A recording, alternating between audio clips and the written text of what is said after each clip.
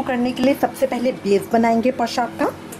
पोशाक का बेस बनाने के लिए देखिए, कपड़ा लेंगे, कपड़े के ऊपर हम इस तरह की कोई भी गोल चीज़ रखेंगे। आप कोई ढक्कन रख सकते हैं, प्लेट रख सकते हैं। इस तरह से रख के अब इसको चारों तरफ से मार्क कर देंगे।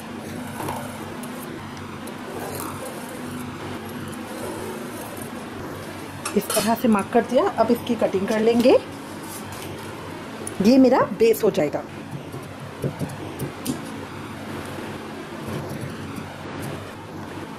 अब ये बेस मेरा पूरा कट गया है। अब सेम साइज की मैं एक बुकरम भी काट लूँगी। देखिए बिल्कुल दोनों का साइज बिल्कुल सेम है। अब सबसे पहले बुकरम को इस तरह से हाफ करेंगे, फिर एक हाफ और करेंगे। ये खाली मैं आपको ड्रेस का बेस बनाना बता रही हूँ। आप चाहें तो इस हिसाब से किसी भी ड्रेस के लिए बेस बना सकते हैं।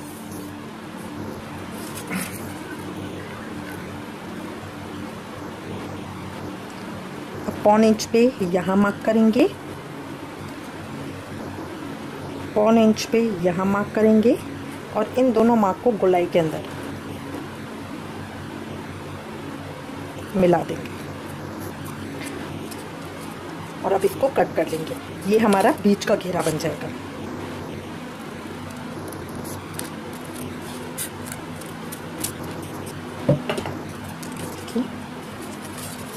ये मेरा बीच का घेरा बन गया। अब सेम मेरे को इसके ऊपर कट करना है, तो इसको मैं हाफ करूंगी। जो ये कटा हुआ पीस है सिर्फ इसको यहाँ अटैच कर लेंगे और यहाँ से सर्कल कट कर लेंगे।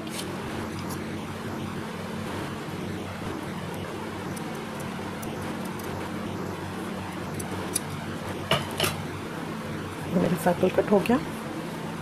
ये इसके ऊपर इस तरह से, अब मैं इसके ऊपर इस तरह से पेस्ट कर दूंगी। पेस्ट करने के लिए आप कोई भी फैब्रिक ग्लू या हार्ड ग्लू कुछ भी यूज कर सकते हैं।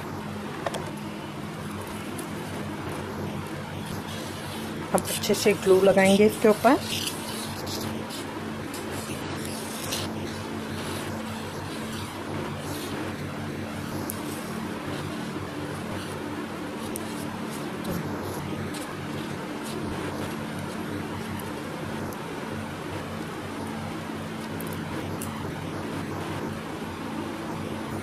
ग्लू लगाने के बाद अब इसको कपड़े को इसके ऊपर सीधा करके पेस्ट करेंगे।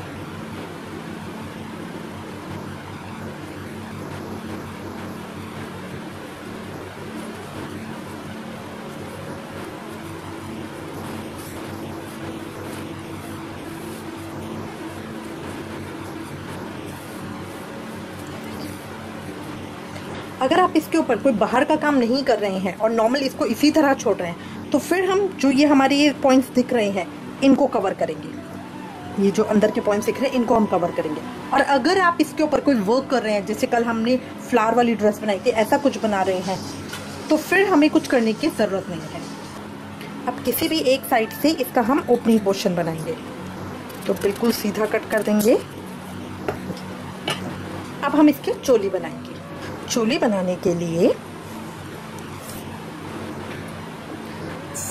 5.5 इंच लंबा और 4 इंच चौड़ा कपड़ा लेंगे हम। ये 4 इंच हो गया, यहाँ से 5.5 इंच, यहाँ से 5.5 इंच।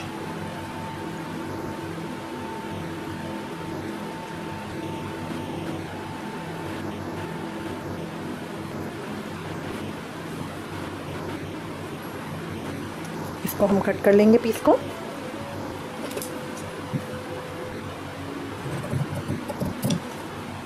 अब चोली बनाने के अलग अलग तरीके। अगर आप सेपरेट बनाना चाहते हैं तो जैसे कल हमने बनाई थी वैसे बना सकते हैं। अगर आप इसके साथ अटैच बनाना चाहते हैं तो यहाँ बीच में से, जैसे हम नॉर्मल आपको पहले भी बताइए, बीच में से ये पट्टी काट के आधी यहाँ से ज्वाइन करके वैसे बना सकते हैं। अब एक और डिफरेंट वे क्या है, यहाँ से हम चोली को पकड़ेंगे, इसको आधा करेंगे कपड़े को, ये हम अटैच चोली बना रहे हैं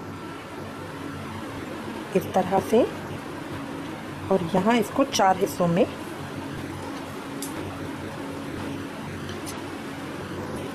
छोटा सा गला कट करेंगे।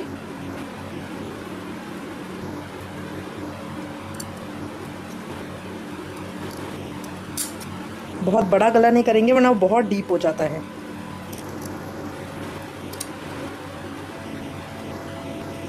गला कट करने के बाद अब हम बाजू करेंगे।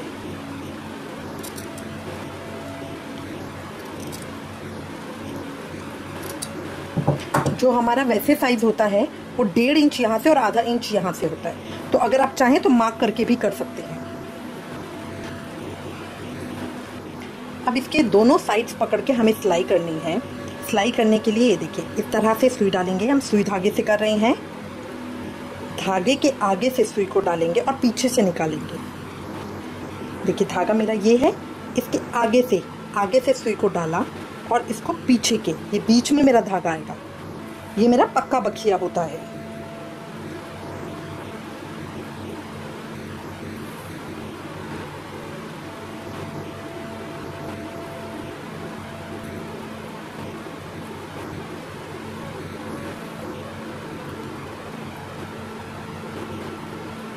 साइड्स पे हमेशा इस तरह से राउंड कर दें ताकि ये मेरा पक्का हो जाए। मैं इसकी एक बार और सिलाई लगा रही हूँ क्योंकि ये मेरा टर्न पे आता है। साइड्स में होता है ना, बहुत जल्दी उधर जाता है फिर, इसीलिए ज़रूरी है कि कान्हा जी की पोशाकों में हम पक्की सिलाइयाँ करें।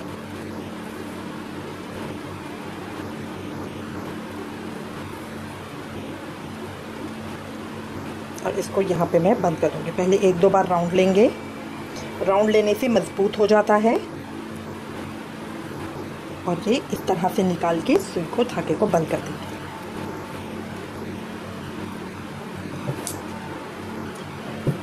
अब दूसरी तरफ भी इसी तरह कर लेंगे। ये देखिए मैंने दूसरी तरफ से भी सिलाई लगा ली है। सिलाई लगा के अब एक तरफ हम ओपन कर देंगे। सीधी लाइन खींच के ये हमने ओपन हो गई हमारी। अब हमारी चोली इस तरह की आ गई। अब इसको जो हमने घेरा बनाया था उसके ऊपर हम लगाएंगे। तो लगाने के लिए ये देखिए चोली की सीधी साइड अंदर करके उल्टी साइड से इस तरह से चारों तरफ हम सिलाई देंगे। अब पहले तो हम एक बार रफली नाप लेंगे कि ये हमारी चोली बड़ी है या छोटी है, कैसी है। देखिए ऑलमोस्ट मेरी पूरी आ रही है, ठीक है।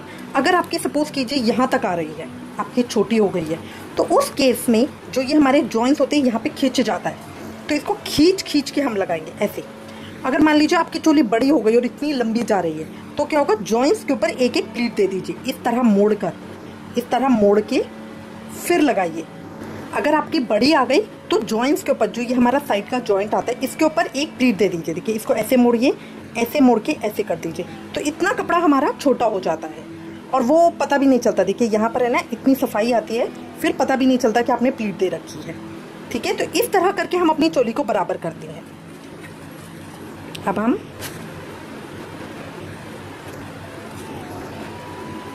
चोली की उल्टी साइड है, इसकी सीधी साइड है।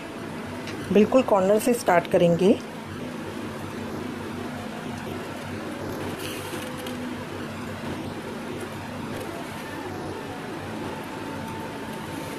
इससे मजबूती आ जाती है। अब जैसे आपको जो पक्का बखिया बताया है उसी से हम इसकी सिलाई करेंगे। इस तरह से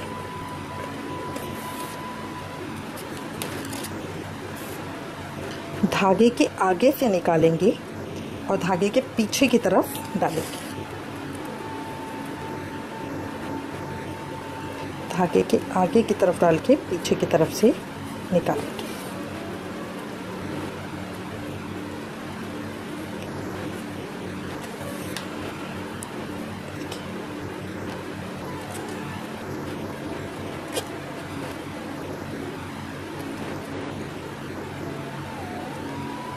ये गोलाई में है तो इसलिए आपको सीने में थोड़ी सी प्रॉब्लम आ सकती है, बट सिलाई बहुत इजीली होती है।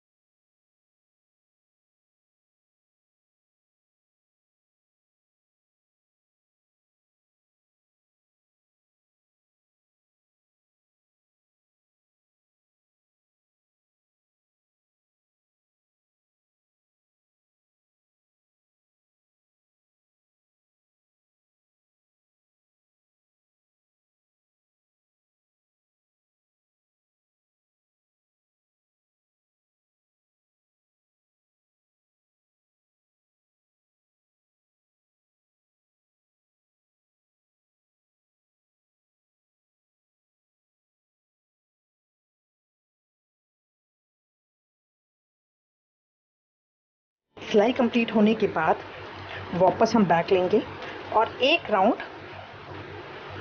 क्योंकि ये हमें मजबूती में चाहिए, इस तरह से जो हमने सिलाई ली है इसके ऊपर से गोल उसमें लीजिए। ये देखिए, बस इस तरह से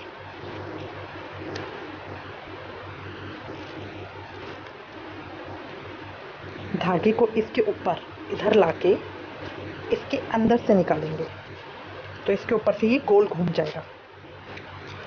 ये देखिए, धागे को इसके ऊपर से लाके इसके अंदर से इस तरह से निकालें। धागे को इसके ऊपर लाके ऊपर से इस तरह से निकालें।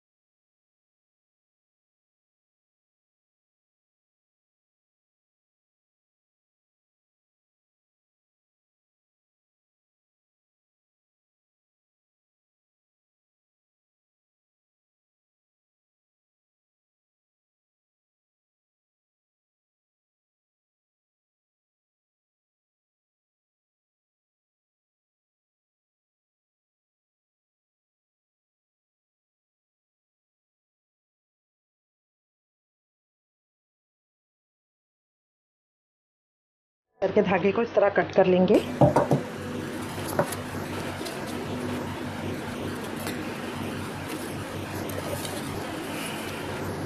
अभी मेरा चोली और घेरा तैयार हो गया।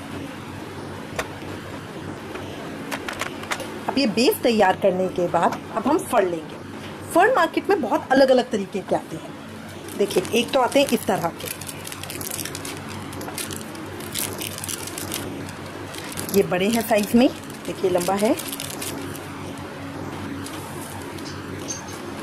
एक आते हैं पैकेट में इस तरह के, इसमें छोटे बड़े हर साइज के होते हैं और ये सेम कलर है। ये देखिए, छोटे बड़े हर साइज में आते हैं, ये सेम कलर का पैकेट है और ये मेरा मल्टी कलर के अंदर आता है। एक आती है इस तरह की लेस, जो ये मेरी फर की लेस होती है, तो इससे तो काम करना बहुत ही आसान हो जाता है। एक आता है इस तरह का फर, इसको हम यूज नहीं करेंगे, हम इस तरह के फर का यूज करेंगे। अब हम ये बेस लेंगे, बेस में ऊपर की तरफ से स्टार्ट करेंगे, तो यहाँ पे इस तरह से ग्लू लगाएंगे और इन फर को ऐसे इसके ऊपर लगाते जाएंगे।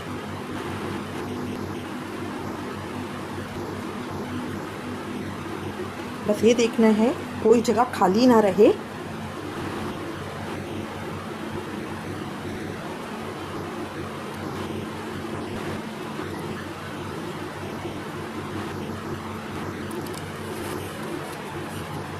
ये फर बहुत हल्की सी ग्लू से चिपक जाते हैं, तो इसलिए बहुत ज़्यादा लगाने की ज़रूरत नहीं है। बहुत ज़्यादा लगाने में जो इसके ऊपर का ये है, ये लहराता हुआ सा नहीं लगेगा, बहुत बैठ जाएगा, तो चिपका हुआ तो बिल्कुल अच्छा नहीं लगेगा।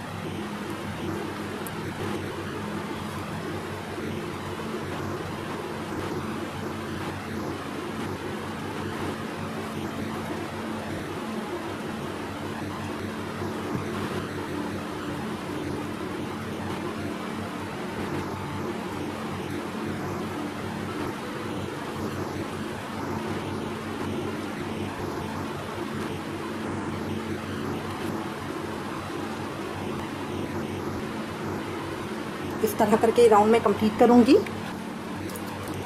देखिए, एक राउंड हमने कंप्लीट कर लिया है, ये इस तरह का आ गया। अब सेकेंड राउंड के लिए इससे थोड़ी थोड़ी दूर पे इतना इस तरह से हम लगाएंगे, तो यहाँ इतनी दूरी के ऊपर हम गम लगाएंगे।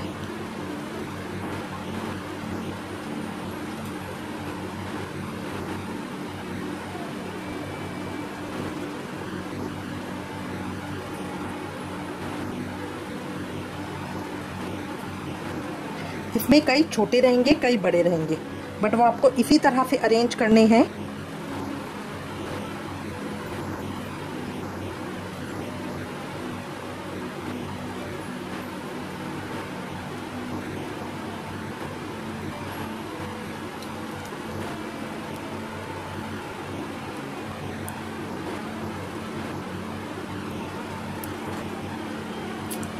फर हैं ये बहुत आसानी से चिपक जाते हैं, तो इसमें बहुत ज़्यादा ग्लू लगाने की ज़रूरत नहीं है। बस एक एक को पकड़ के इस तरह से अरेंज करते जाना है।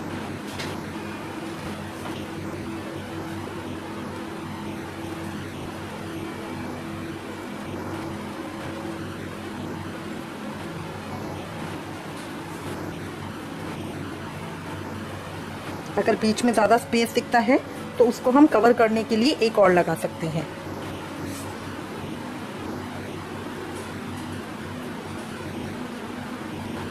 जो ऐसे दब रहे हैं उनको हाथ से खोल लीजिए।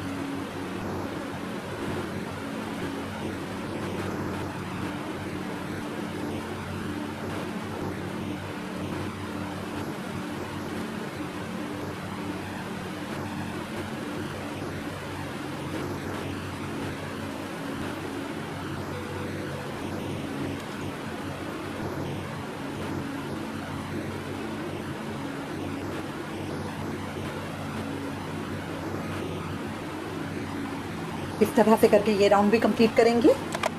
अब ये राउंड भी कंप्लीट हो गया है। अब सिर्फ सबसे लास्ट राउंड करेंगे जो हमारा बिल्कुल इसके साथ साथ होगा, बिल्कुल चोली के साथ साथ एक राउंड हम करेंगे इस तरह से।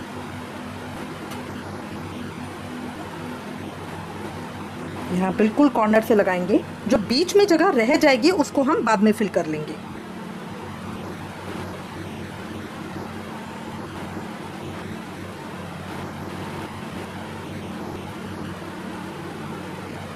बिल्कुल कॉर्नर से लगाएंगे।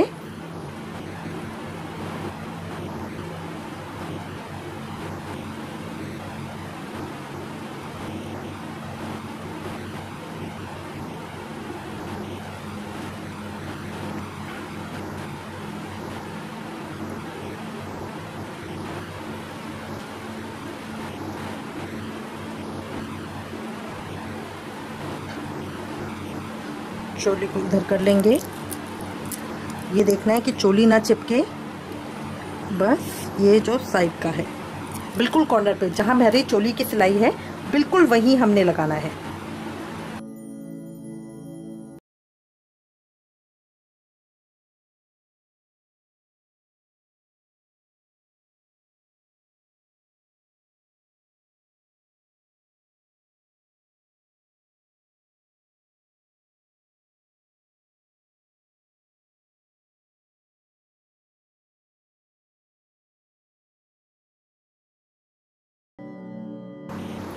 ये देखिए ये राउंड भी कंप्लीट कर दिए, ये मेरा फिल हो गया है। बट अगर अभी भी आप देखेंगे ना तो पूरा भरा हुआ नहीं लग रहा, थोड़ा खाली खाली लग रहा है। अब इसके गैप्स को फिल करने के लिए जो थोड़े बड़े बड़े होंगे उनके ऊपर हल्का हल्का सा इस तरह से गम लगा के जहाँ जहाँ आपको खाली दिखे वहाँ इस तरह से लगा दीजिए। तो ये हम ऊपर से लगाएंगे, जहाँ जहाँ जगह खाली दिख रही है सिर्फ उसको ये फिल करने के लिए है। इस तरह से गम लगाइए और बीच में कहीं भी चिपका दीजिए। थोड़े बड़े साइज के लेंगे, जहाँ पे भी जगह खाली दिखती है वहाँ पे बीच बीच में इसको रैंडमली चिपका देंगे। तो इसमें कोई ऑर्डर नहीं होगा कि मेरे को इसी लाइन के अंदर लगाना है, बस इसके ऊपर थोड़ी सी गम लगाइए, जहाँ पे भी जगह खाली दिखे वहाँ लगा दीजिए। अब इसको एक बार हाथ से प्रेस कर देंगे कि जो गम है वो चिपक जाए। कोई अगर ऐसा निकला हुआ है तो उसको गम लगाइए और चिपका दीजिए।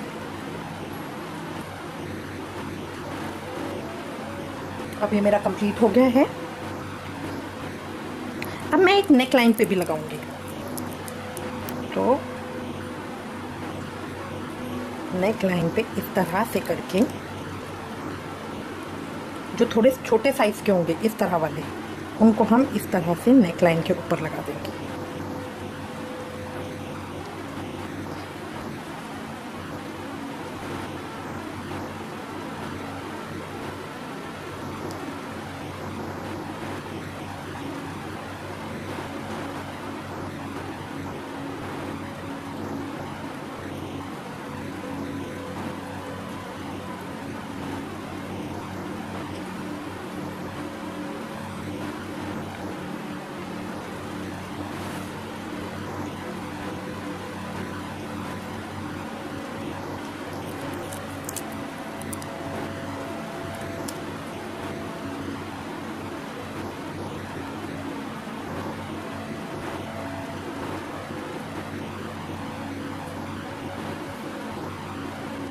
अब देखिए ड्रेस इतनी होने के बाद अब हम इसको डेकोरेट करेंगे। डेकोरेट करने के लिए आप इस तरह के हाफ पर्ल का यूज़ कर सकते हैं या कोई और स्टोन या जरकन कुछ और लगा सकते हैं। अब जस्ट नॉर्मली इसके ऊपर हम गम लगाएंगे और कहीं भी बीच में रैंडमली इसको लगा देंगे।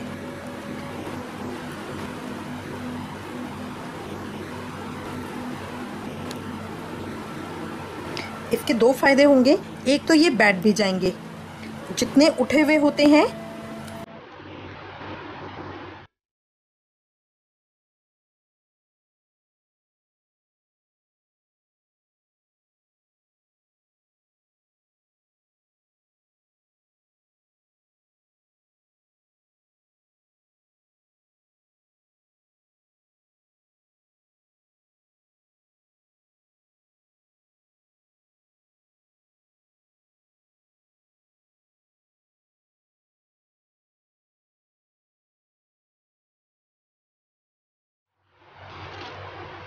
ये देखिए लगा के इस तरह से तैयार हो गया है।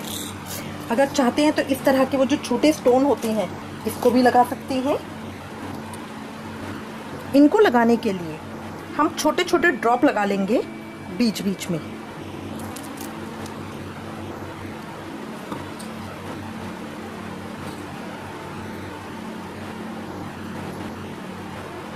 और इन ड्रॉप के ऊपर इसको इस तरह से रख देंगे।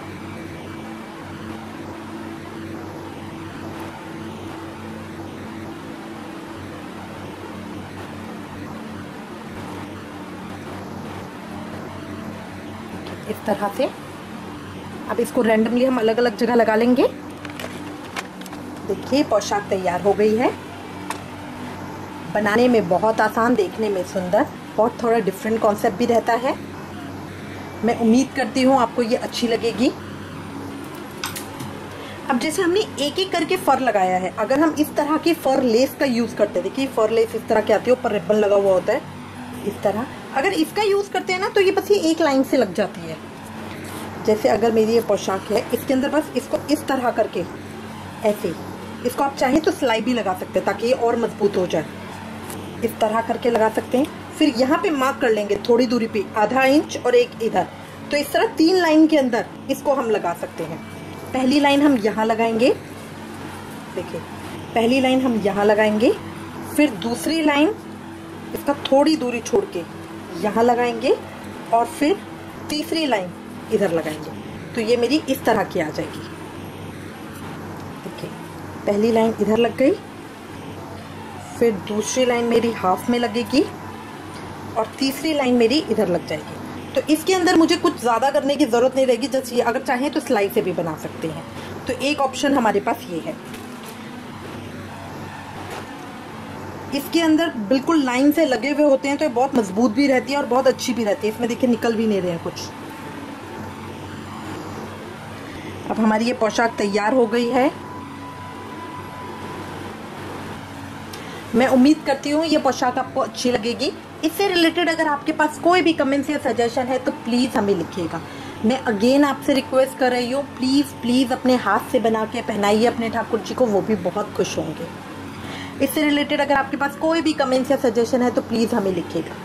Thank you for watching. Please like, share and subscribe. Thank you. Hare Krishna.